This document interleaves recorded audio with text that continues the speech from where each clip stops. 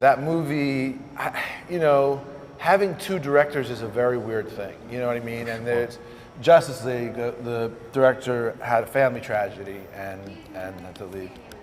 Did you know about that? What the Snyder cut thing? And I saw so him you say have a something kind about of it, I just cow's didn't know what body it and a was. horse's head a little bit with two directors a lot of times. And you know, for better or for worse, I think I do think Zach's cut should be available for sure.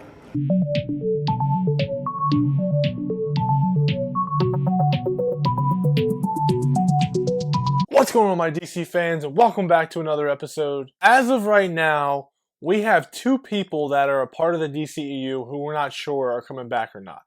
That is Ben Affleck and Henry Cavill's Superman.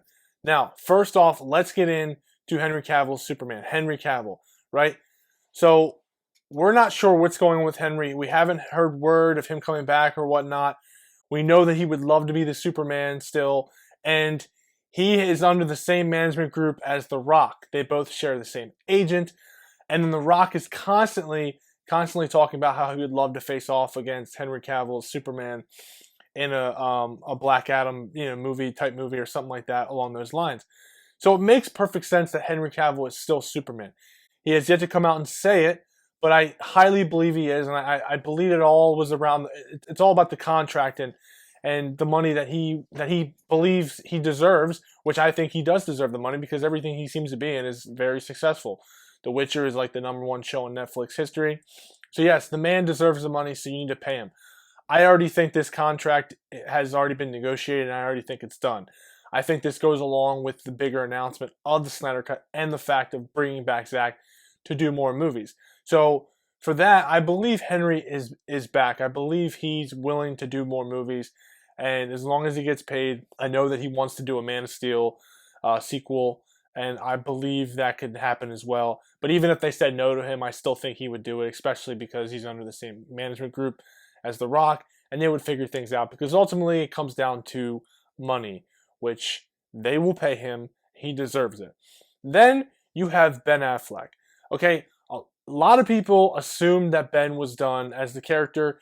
He made a couple statements here or there, and then he was on the Jimmy Kimmel show, and they made this big thing about how he was officially done as the Batman. But it was still kind of weird. It wasn't like Ben officially saying that he was done as the Batman. We know there was a bunch of stuff that happened behind the scenes with his alcoholism. And, he says that he wasn't pushed off the project. He said it was just a bad time and his heart wasn't in the project anymore, by staying as Batman. I think there is some truth to that, but I think that comes from what happened to Zack Snyder. I think he got this role because he was all on board with what Zack wanted to do, completely on board. And then Zack left, Joss Whedon came in, and then he was just like, no, I'm not doing this anymore. I'm done with this. So I think the key factor for Ben coming back is Zack Snyder. Ben is in good shape again. He's healthy. It looks like he's on a good path.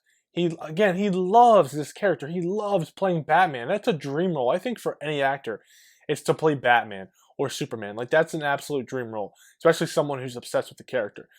So he would come back in a heartbeat. If Zack wanted him to, I think he would. He would come back. He would finish his story for Zack's movies, and that would be the end of it. So I think the odds of us getting both of those guys back are very good, and I think it's definitely going to happen.